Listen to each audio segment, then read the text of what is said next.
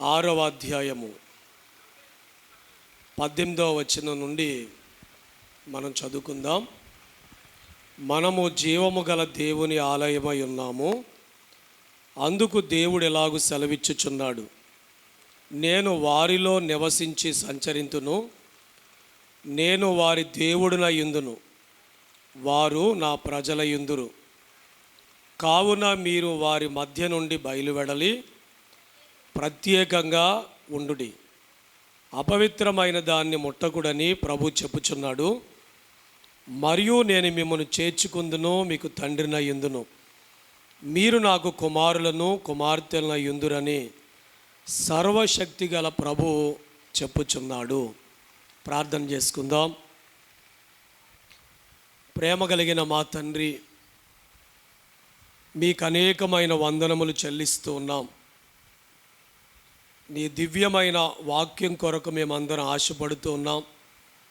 నీ స్వరక్తం ఇచ్చి మీరు సంపాదించిన మీ శరీరమైన సంఘముతో మా అందరితో మీరు మాట్లాడి వధువు సంఘముగా మమ్మల్ని సిద్ధపరచుమని, సంఘమును వధువుగా సిద్ధపరచడానికి ప్రయాసపడుచున్న పరిశుద్ధాత్మ తండ్రి గారి నామములో సంఘమును కొనుపోటకు రానయ్యున్న సంఘ కాపరి అయిన పెండ్లి కుమారుడైన క్రీస్తు నామములో వినయముగా వేడుకొనుచున్నాను తండ్రి, ఆమేన్.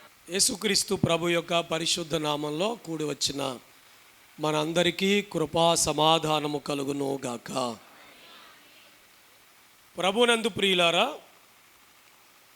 మన చదువుకున్న లేఖన భాగంలో ఒక మాట నేను మీకు జ్ఞాపకం చేస్తాను. కావున మీరు వారి మధ్య నుండి బయలు వెడలి ప్రత్యేకంగా ఉండుడి. యేసుక్రీస్తు ప్రభు ఈ లోకానికి ఎందుకు వచ్చారు? నశించిన ప్రతి దానిని వెదకి రక్షించడానికి యేసు ప్రభు వారు ఈ లోకానికి వచ్చారు. పాపము నుండి తీసివేయడానికి మనుష్య కుమారుడు, దేవుని కుమారుడు ప్రత్యక్షమయ్యాడు. నీతిమంతుడు లేడు, ఒక్కడును లేడు. అందరూ పాపము చేసి దేవుడు అనుగ్రహించే మహిమను కోల్పోతూ ఉన్నారు. ఇలా చూడండి, పాపం మనిషిని ఎక్కడ తీసుకెళ్ళిపోతుందంటే పాతాళంలోకి తీసుకువెళ్ళిపోతుంది.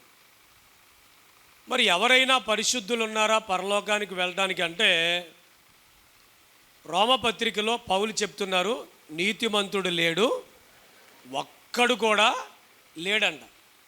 మనమందరము గొర్రెల వలె త్రోవ తప్పిపోతుమి, ఏకముగా పనికి మాలిన వారమైతిమి అని దేవుని వాక్యంలో వ్రాయబడింది. అంటే ఒక్కరు కూడా పరలోక రాజ్యానికి వెళ్ళడానికి అర్హత లేదు. అందునిమిత్తమే మన పాపాల నుంచి మనం విమోచించి మన పరలోక రాజ్యాన్ని తీసుకువెళ్ళడానికి దేవుడే మనిషిగా ఈ లోకానికి రావడం జరిగింది. దేవునికి మహిమ కలుగును గాక. సిలువలో ప్రాణం అర్పించడం జరిగింది. ఇప్పుడు మనం ఏం చేయాలి?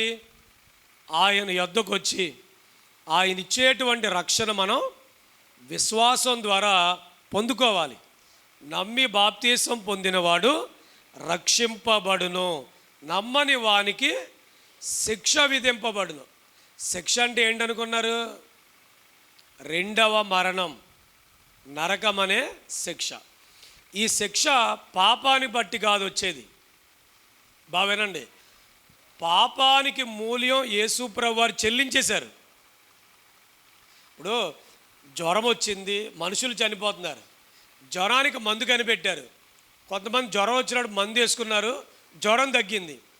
ఇది ఎందుకు వేసుకోలేదు. ఇప్పుడు అతను ఎందుకు చనిపోయినప్పుడు? జ్వరం వచ్చి చనిపోయాడా, మందు వేసుకోపోవడంలో చనిపోయాడా? అర్థమైంది మీకు? అంటే పాపము చేసి మనుషులందరూ నిత్యత్వాన్ని కోల్పోతుంటే, నిత్యనాశనానికి వెళ్ళిపోతుంటే, యేసు ప్రభువే నిత్యత్వానికి దారిగా, పాప ప్రాయశ్చిత్తార్థమైన బలిగా, రక్షణ మార్గంగా ఆయన వచ్చారు. ఇదే మిక్కిలి సమయం, ఇదే రక్షణ దినం, ఇదే మిక్కిలి అనుకూల సమయం. నేడే రక్షణ దినమని బైబిల్ సెలవిస్తూ ఉంది. కాబట్టి ఎవరైతే ఆయన యందు విశ్వాసం ఉంచుతారో ఖచ్చితంగా ఆయన వారి ప్రతి పాపాన్ని కడిగి పరిశుద్ధంగా జీవించడానికి తగిన శక్తి ఈ భూమి మీద జీవించినంతకాలం ఇచ్చి ఖచ్చితంగా ఆయన నిత్యత్వానికి నడిపించే దేవుడై ఉన్నారు. దేవునికి మహిమ కలుగును గాక. ఇప్పుడు ఆయన రక్షకుడిగా మనం అంగీకరించాలి. ఇది మన కర్తవ్యం. అర్థమైంది మీకు? నమ్మి బాప్తీసం పొందినవాడు రక్షింపబడును అంటే అదే అర్థం. మరి ఇక్కడ కూర్చున్న వారిలో ఎంతమంది రక్షణ పొందారో ఒకసారి మీ కుడి చేయి చూపిస్తారా? దేవుడు అందరిని దీవించును గాక. ఇంకా రక్షణ పొందిన వారు ఎవరంటే చేయెత్తారా? రక్షణ ఇంకా పొందలేదు నేను అన్నవాళ్ళు, అంటే బాప్తీసం పొందలేదు, రక్షణ పొందలేదు అన్నవాళ్ళు. దేవుడు ఖచ్చితంగా మీకు చెప్తున్నాడు, త్వరలో మీరేం పొందండి? రక్షణ పొందండి. దేవునికి మహిమ కలుగును గాక. మరి రక్షించబడినటువంటి మనందరం కూడా ఎలా జీవించాలి ఈ లోకంలో? ఎలా జీవించాలి ఈ లోకంలో? ప్రత్యేకంగా జీవించాలి. పరిశుద్ధ పరచబడిన వారిగా, పరిశుద్ధులుగా మనం జీవించాలి. యేసుక్రీస్తు మొదటి రాకడలో ఈ కార్యాన్ని చేశారు. మరి రెండవ రాకడలో ఆయన ఏం చేయబోతున్నారు? యేసు ప్రభు రెండవ రాకడలో మధ్యాకాశానికి రాబోతున్నారు. యేసు ప్రభు యొక్క మొదటి రాకడ 33.5 సంవత్సరాలు. గలలయ, సమరయ, దెకపోలి ఈ ప్రాంతాలంతా తిరుగుతూ శుభవార్తను చెప్పాడు, రోగులను బాగు చేశాడు. తన జీవిత ముగింపులో ప్రాయశ్చిత్తార్థమైన శిలువ బలియాగం చేసి మరణించి చనిపోయి తిరిగి లేచి పరలోకానికి ఆరోహణమయ్యారు. మరి యేసు ప్రభు రెండోసారి రాబోతున్నారు. యేసుక్రీస్తు రెండవ రాకడ జరుగుద్ది అని ఎంతమంది నమ్ముతున్నారు? చేయొద్దండి ఒకసారి. మరి ఈసారి ఆయన ఎక్కడికి వస్తారు చెప్పాలి అందరూ. భూమి మీదకి రాడు. మరియమ్మ గారు రెడీ అయ్యారా, సువార్తరాజు గారు రెడీ అయ్యారా అని చెప్పి ఊరు ఊరు తిరగడం. ఈసారి ఆయన ఎక్కడికి వస్తారు చెప్పాలి అందరూ? మధ్య ఆకాశానికి వస్తాడు. ప్రభు రెండవ రాకడ ఎంత సమయంలో జరుగుద్ది? ఒకసారి అందరు రెప్పేసి తెరవండి. మీరు రెప్పేసి తెరుస్తూ ఉండి నేను ప్రార్థన చేస్తూ ఉంటాను. ఎన్ని రెప్పలు పడ్డాయి చెప్పాలి మీరు. అమ్మా మీరు అలా రెప్పేసి తెరుస్తూ రెప్పలు లెక్క పెట్టండి. ఏంటి అలా సీరియస్గా చూస్తున్నారు? నేను ప్రార్థన మొదలెడతాను, ఎన్ని రెప్పలు పడ్డాయి చెప్పాలి మీరు నాకు. ఓకేనా? యేసు ప్రభువా నన్ను తీసుకుని వెళ్ళండి. ఆమేన్. ఎన్ని రెప్పలు పడ్డాయి? కానీ వచ్చేది ఎన్ని రెప్పట్లు అంటే అప్పుడు ప్రార్థన చేయడానికి కూడా ఏముండదు, సిద్ధపడిన వారే ఎత్తబడతారు. అంటే ప్రభు రెండవ రాకడకు మనం ఏం చేయాలి? బస్సు వచ్చే టైంకి రెడీగా ఉంటే అలా కాలు పెట్టేసి ఎక్కేస్తాం చూసారా? వెనకాల అదిగో బస్సు వచ్చిందని ఇంటికాడ డోర్లు వేసుకుని తాళం వేసుకుని బయటకు వచ్చేటప్పటికి కళ్ళ ముందే బస్సు వెళ్ళిపోతే ఇంకో బస్సు వస్తుంది. కానీ మధ్యాకాశంలో ప్రభువారు ఒక్కసారి వచ్చి వెళ్ళిపోయాక మళ్ళీ వస్తారా? రెడ్డిగడపవరం సంఘస్థుల కొరకు ఒకసారి, కోలమూరు సంఘస్థుల కొరకు ఒకసారి, ఏమండి సీతానగరం సంఘస్థుల కొరకు ఒకసారి, రేలంగి సంఘస్థుల కొరకు ఒకసారి, ఏమండి ఇలా అన్నూరు పేర్లు చెప్తే నా ప్రసంగం టైం అయిపోద్ది. మరి ఇక్కడ ఆపేస్తున్నా అంటే ఒక్కొక్క ఊరుకో ఒకసారి రాడు. ఏమండి ఇప్పుడు ట్రాక్టర్ పెట్టారనుకోండి మీటింగ్కి, అందరూ చెక్కేస్తారు. ఒక అమ్మగారు ఉంటారు మొత్తం మీద, ఒక అయ్యగారు 5 నిమిషాలు 2 నిమిషాలు వచ్చేస్తున్నాను ఆపండి. ఈ ముందే కేసులు అంటారు ప్రారంభ ప్రార్థన అయిపోద్ది అక్కడ అంటారు. కానీ ఈవిడ ఎక్కకుండా కదిలితే ప్రాబ్లం వచ్చేద్ది. అవునే కదా? మొత్తమే అందరిని ఎక్కించుకెళ్తే ఇలా మన ట్రాక్టర్ ఆగుద్ది, కానీ ఆయన మాత్రం ఆగడు. ఇలా చూడండి, కనురెప్ప పాటలు 7 జరుగుతాయి. లెక్క పెట్టుకోండి. నూతన యెరూషలేములో నుండి యేసు ప్రభు వారు రావడం, పరలోకాన్ని నుంచి ప్రభు రావడం, మృతులైన ఆత్మల్ని పరదేశంలోని వారిని వెంట పెట్టుకు రావడం, వారి ఆత్మలు భూమి మీదకి వెళ్ళడం, సమాధులు తెరవబడ్డం, వారి తిరిగి లేపబడ్డం, సజీవులు మార్పు చెందడం, చంకల్లో ఉన్న చంటి బిడ్డలు, గర్భాల్లో ఉన్న పిండాలు అందరూ ఎత్తబడ్డం. చూడండి, అక్కడి నుంచి సంఘాన్ని ప్రభు నూతన యెరూషలేము తీసుకెళ్ళడం, వాయుమండలంలోని అపవాది భూమి మీద తోసేయడం, ఈ 7 పనులు కనురెప్పపాటులో జరుగుతాయి. ఆ టయానికి మనం సీరియల్లో కూర్చుని మధ్యలో వచ్చి అడ్వర్టైజ్మెంట్ తర్వాత నెక్స్ట్ సీన్ ఏంటి, ఆడ కర్రట్టుకుని లాగాడు, కొడతాడా కొట్టడా, చంపేస్తాడా చంపడా అని ఎదురు చూస్తుండగా మధ్యలో యేసుప్రభు వచ్చారనుకోండి, నువ్వు సీరియల్ చూస్తాక మిగిలిపోతావు. అంతేనండి. అన్నం వండుకుంది తిందాం అని ఎదురు చూస్తే తింటాకు ఉండిపోతాం. కానీ ప్రభు వస్తే అనే ఆలోచనతో ఉన్న వాళ్ళందరూ కూడా ప్రభు రాకడలో ఎత్తబడతారు. దేవుని ప్రియబిడ్డలారా, రేపు ఎత్తబడే సంఘానికి పేరు ఏంటంటే వధువు సంఘము అని పేరు. గట్టి చెప్పండి. ప్రపంచ క్రైస్తవ సంఘములో నుండి మగ శిశువు ఎత్తబడును అని ప్రకటన గ్రంథం 12వ అధ్యాయం 1-5 వచనాల్లో వ్రాయబడింది. ప్రియులారా, ఆ మగ శిశువు ఎవరు? వధువు సంఘం. వధువు సంఘానికి మగ శిశువు అని ఎందుకు పేరు వచ్చింది? ఇవన్నీ మనం ఖచ్చితంగా తెలుసుకోవాలి. ప్రియులారా, సంఘం అనే పేరు ఎలా వచ్చింది అంటే, ఇది గ్రీకులో ఎక్లీషియా అనే పేరుతో పిలిచారు. ఎక్లీషియా అనే గ్రీకు పదానికి మన కొత్త నిబంధన బైబిలు గ్రీకు భాషలో రాయబడింది. ఎక్లీషియా అంటే అర్థం ఏంటి అంటే లోకములో నుండి ప్రత్యేకించబడిన వారు అని అర్థం. సంఘం అంటే ఏంటి చెప్పండి? లోకములో నుండి ప్రత్యేకించబడిన వారు అని అర్థం. అర్థమైంది కదా? అంటే లోకంలో ఉన్న మనల్ని యేసు తన రక్తం ఇచ్చి కొనుక్కొని పరిశుద్ధపరిచాడు.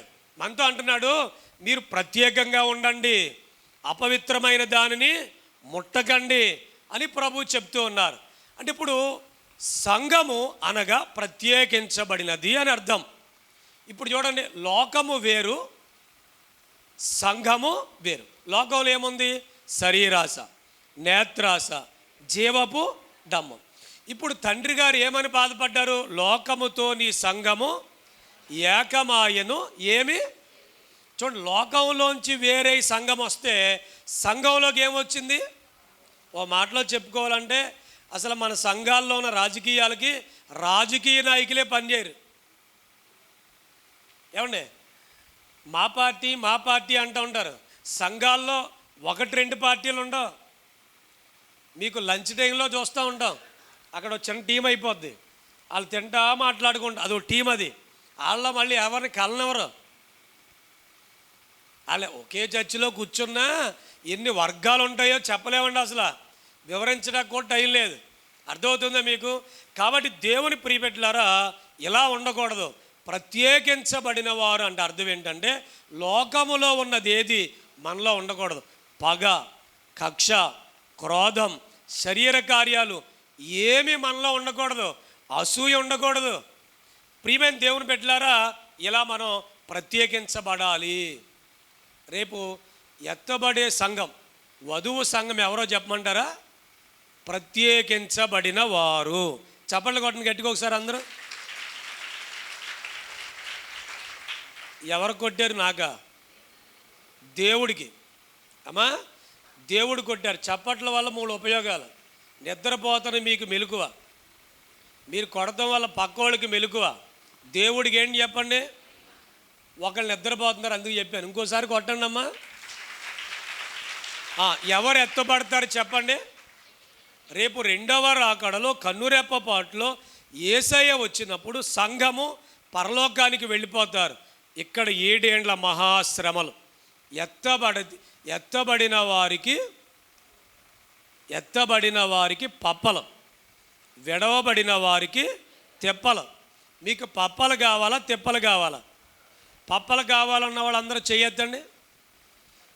తెప్పలు పడకుండా పప్పలు వస్తాయా? మరి ఈ 3 రోజులు తెప్పలు పడి వచ్చినందుకు మనందరికీ పప్పలు దొరుకును గాక. దొరకాలంటే మనం ఎలా ఉండాలండి? ప్రత్యేకించబడిన వారిగా ఉండాలి. ఏంటి ప్రత్యేకించబడ్డం?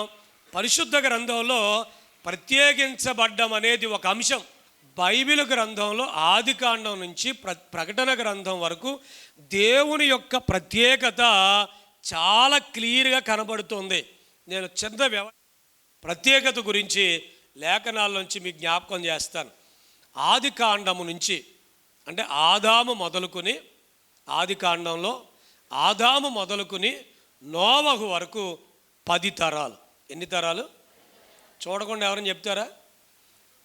ఆదాము షేతును కనెను, షేతు ఎనోషును కనెను, ఎనోషు కెయినానును కనెను, కెయినాను మహాలయేలును కనెను, మహాలయేలు ఏరేదును కనెను, ఏరేదు హనోకును కనెను, హనోకు మెతూషాలను కనెను, మెతూషాలు లెమేకును కనెను, లెమేకు నోవహును. లెక్క పెడతారనుకున్నాను నేను. 10 వచ్చినాయా? 1616 సంవత్సరాలు. దేవుడు కలగజేసిన మొదటి సృష్టి కంప్లీట్గా నాశనమైపోయింది. జలప్రళయం వచ్చినప్పుడు. వింటున్నారా? ఎందుకు అలా జరిగిందో చెప్పమంటారా? మీరు వాక్యం చదవద్దు, కానీ ఆది కాండం 6వ అధ్యాయంలో ఉంది జలప్రళయానికి కారణం. దేవుని కుమారులు నరులు కుమార్తెలు చక్కని వారని మనసుకు వచ్చిన వాళ్ళని పెళ్లి చేసుకున్నారంట. దేవుని చిత్తం కోసం కనిపెట్టలా. దేవుని కుమారులు అంటే ఎవరు? షేతు సంతానం. ఇప్పుడు మనం చదివిన ఈ 10. మరి నరుల కుమార్తెలు ఎవరు? కయ్యూను సంతానం. అర్థమైందండి? ఇప్పుడు కయ్యూను సంతానములో ఉన్న, మీరు కయ్యూను గురించి 7 రాయబడ్డాయి. ఆదాము కయ్యూను కనెను, కయ్యూను హనోకును కనెను, ఇలా 7 ఉంటాయి. 7వ వాడు మళ్ళా లెమెకు వస్తాడు. ఈ 7లో కూడా, అంటే కయ్యూను దగ్గర నుంచి మనం చూస్తే 6లో ఎవరు ప్రార్థన చేసినట్టు కానీ దేవుడితో నడిచినట్టు కానీ ఉండరు. అందుకే వారెవరు? నరులు. ఇప్పుడు కాస్తో కోస్తో భక్తి కలిగిన ఈ దేవుని కుమారులు కూడా ఎవరిని పెళ్లి చేసుకున్నారంట? అప్పుడు ఎవరు పుట్టారు? బలాత్కారులు పుట్టారు. అప్పుడు దేవుడు చూసి వీళ్ళు అక్రమ విషయంలో శరీరదారులు అయిపోయారు, వీళ్ళ కేవలం శరీర సంబంధమైన ఆలోచనలు వచ్చేస్తున్నాయి, బాల్యం నుంచి వీళ్ళ ఆలోచన పూర్తిగా మారిపోయింది, ఎందుకు చేశాను రా బాబు వీళ్ళందరినీ అని దేవుడు బాధపడి దేవునితో నడుస్తున్న ఒక వ్యక్తిని చూచాడు. అతనే నోవహు. నువ్వు వెళ్ళి వాడకట్టుకో నాయన అన్నాడు. ఆయన వాడకట్టుకున్నారు. వర్షం వచ్చేస్తుంది, వాళ్ళొక రండి అని చెప్పాడు ఆయన. రమారమి 100 సంవత్సరాల నుంచి 120 సంవత్సరాల దాకా చెప్పాడు ఆయన. వాడ కడుతున్నాను రండి, వర్షం వచ్చేద్దని చెప్తే ఎవ్వరు రాలా. కానీ దేవుడు ఒక రోజున డేట్ ఫిక్స్ చేసేసాడు. వెళ్ళిపోండి అన్నాడు అంతే లోపలికి. నేను చెప్పిన పక్షులు అన్నీ వచ్చేస్తాయి. నోవహు చెప్తే ఎవరు రాలేదు, కానీ నోవహు కుటుంబం మాత్రం వచ్చారు. వాళ్ళు నీతిమంతులో కాదో మనకు తెలియదు, కానీ వాళ్ళ ఫ్యామిలీ మట్టికి నోవహు మాట విన్నారు. నోవహు భార్య ఆయన మాట విందే, 3 కొడుకులు ఆయన మాట విన్నారు, 3 కోడళ్ళు అండి మాట విన్నారు. లెక్క పెట్టండి మొత్తం ఎంతమంది? పెద్ద తలకాయలు 2, 3, 3, 6, మొత్తం కలిసి ఎన్ని? 8. ఎర్రమండుగురు వాడలోకి వెళ్ళారు, తలుపేసేసారు. స్టోరీ మనకు తెలుసు కదా. జలపడ అందరు నాశనం అయిపోయారు. ఇలా చూడండి, మొదటి 1616 సంవత్సరాల్లో జనమంతా మిశ్రమం అయిపోయి భక్తిహీనత, అటోకడుగు ఇటోకడుగు ఇలా మిక్సింగ్ అయిపోయినప్పుడు, వింటున్నారా, అందులో నుండి నోవహును దేవుడు ప్రత్యేకించాడు. దేవునికి స్తోత్రం కలుగును గాక, దేవునికి మహిమ కలుగును గాక. నోవహుకు జలప్రళయం తర్వాత మళ్ళీ భూమి మీదకి వచ్చి వ్యవసాయం చేయడం ప్రారంభించాడు. అతనికి 3 కొడుకులు, 3 కోడలు కదమ్మా. జాగ్రత్తగా వినండి. షేము, హాము, యాపేతు. ప్రియమైన దేవుని బిడ్డలారా, ఈ 3లో షేము సంతానములో నుంచి అబ్రహాము గారు రావడం జరిగింది. ఇది 10 తరాలు మళ్ళా. విన్నారా? అయితే హాము అనేవాడి వంశంలోంచి వచ్చినటువంటి నిమ్రోద్ అనేవాడు సృష్టి మతాన్ని ప్రారంభించాడు. నేను సూర్యుడిని, నా భార్య చంద్రుడు, నా పిల్లలు నక్షత్రాలు, మీరు మమ్మనే పూజించాలి అని ఆకాశాన్ని అంటే పెద్ద పురాన్ని కట్టడం ప్రారంభించాడు. అక్కడ మొదలైనటువంటి ఆ సృష్టి మతం జాయిగా యపేతులోకి వచ్చింది. వినండి, చెప్పండి, షేము వంశంలో కూడా వచ్చింది. ఇలా చూడండి, నోవహు దగ్గర మొదలు పెడితే అబ్రహాము దగ్గరకు వచ్చేసరికి ఏం జరిగిందంటే, మరలా అందరూ చెప్పండి దేవుణ్ణి వదిలేసి సృష్టిని పూజించడం ప్రారంభించినారు. ఇలా చూడండి, అబ్రహాము దేవుడు వారిలో నుంచి ఏం చేశాడంటే ప్రత్యేకించి బయటికి పిలిచాడు. ఇప్పుడు బాగా వినాలి.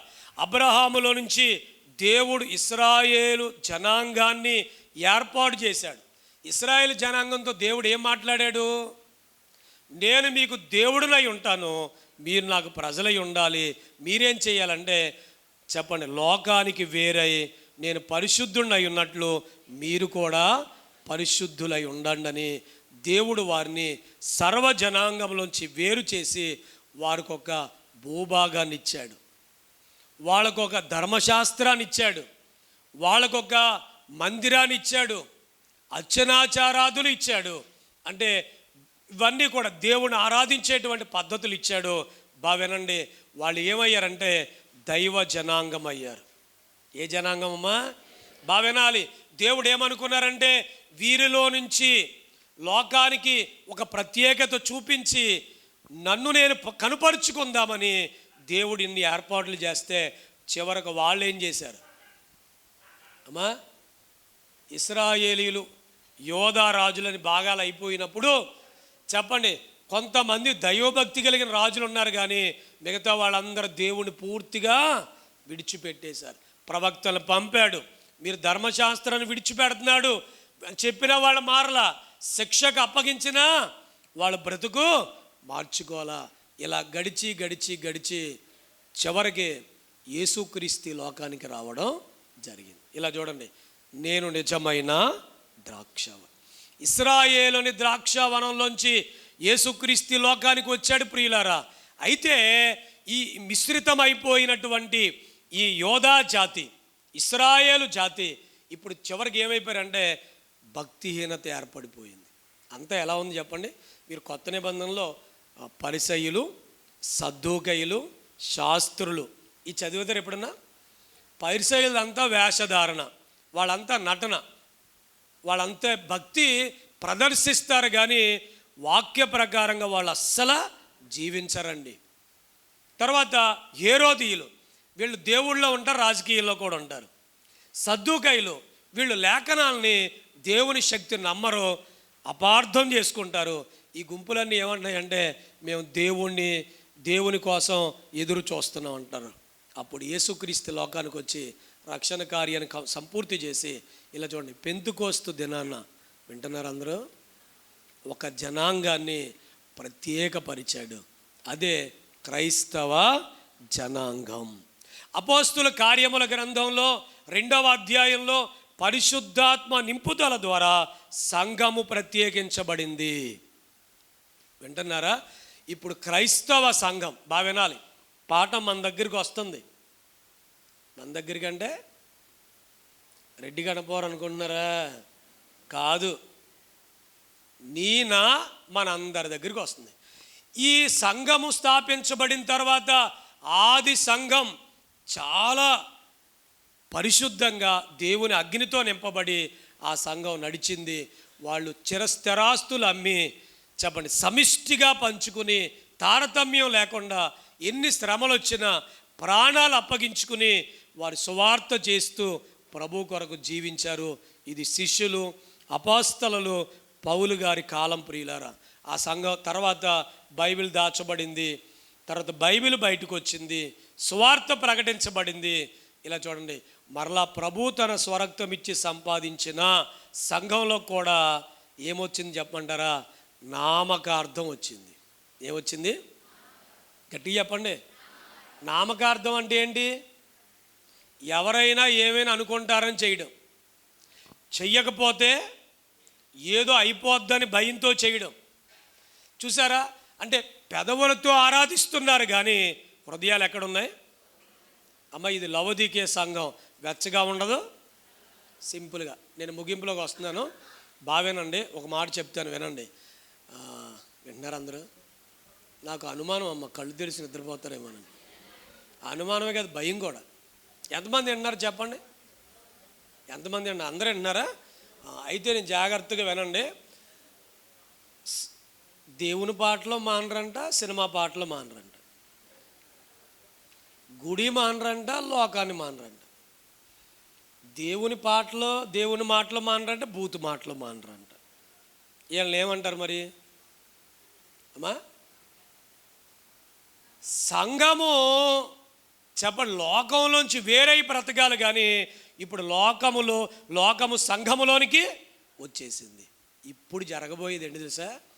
మధ్యాకాశానికి ప్రభు వచ్చినప్పుడు ఆ లక్షలాది మంది ప్రజల్లో ఎనమండుగుని వాళ్ళలోకి పంపించి వేరు చేసినట్టు, ఆ మిశ్రిత జనములోంచి అబ్రహామును దేవుడు వేరు చేసినట్లు, నామకార్థమైన యోధా జాతిలో నుంచి చెప్పండి ఆత్మ నింపుదల పొందిన క్రైస్తవులు వేరు చేసినట్లు, రేపు మధ్యాకాశాన్ని యేసు ప్రభు వచ్చినప్పుడు నామకార్థ క్రైస్తవుల్ని విడిచిపెట్టి చెప్పండి ఎవరైతే ప్రభువు కోసం ప్రత్యేకంగా జీవిస్తారో వారినే పరలోకానికి ప్రభు తీసుకుని వెళ్ళబోతాడు. ఎంతమంది నమ్ముతారు ఈ విషయం?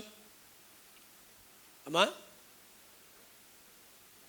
మీ సంఘంలో నామకార్థ క్రైస్తవులు సెలెక్ట్ చేయండి, నిజ క్రైస్తవులు సెలెక్ట్ చేయండి అని నాకు అప్పచెప్పారనుకోండి, నేను ఏం చేస్తాను? అమ్మా, స్తుతికోవడం పెట్టినప్పుడు ఎవరు భోజనాలు బాగా పెట్టారో పేర్లు వేస్తాను నేను. యథార్థం అబద్ధమా? గట్టి చెప్పండి. లాస్ట్గా ప్లీజ్ అండి ఏదోలా రాసేయండి అంటే తప్పదు కదా, రాసేస్తాను. అందుకే దేవదూతలను పెడతాడు. దేవునికి స్తోత్రం కలుగును గాక. వలేస్తారంటండి, మంచి చేపలు పొట్టలు వేసుకుంటారంటే మిగతా అర్థమైందా? కనురెప్ప పాటులో పరిశుద్ధులు ఎత్తబడతారు. నేనైనా మీరైనా ఇలా చూడండి, ప్రత్యేకించబడ్డామా, ఆచార భక్తి చేస్తున్నామా, ఆధ్యాత్మిక భక్తిలోకి వచ్చామా? రెండు ఉన్నాయి ప్రస్తుతానికి.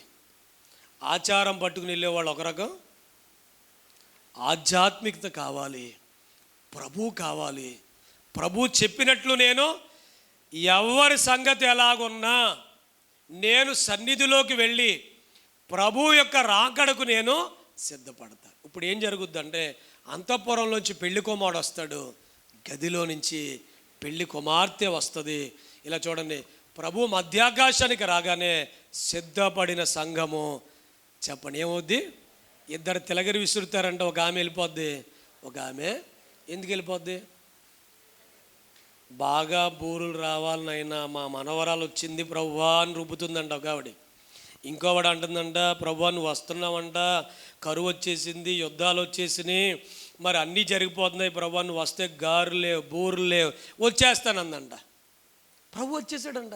ఈమెను మనవరాలకు బూర్లు ఎత్తకు మిగిలిపోయిందంట, బూర్లు లేవు గారెలు అందకి ఇప్పుడు వెళ్ళిపోయిందంట.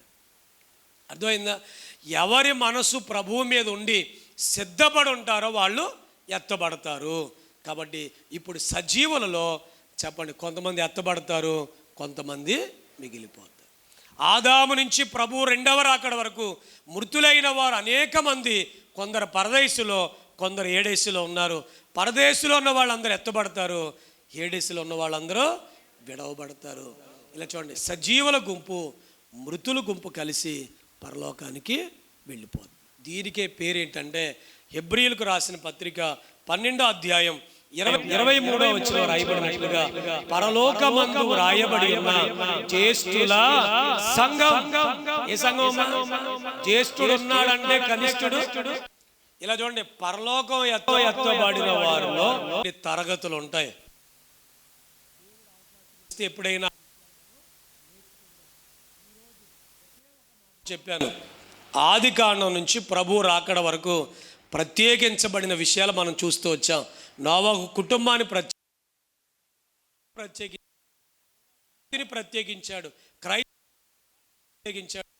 ఈ సంఘములోంచి రేపు వధువు సంఘాన్ని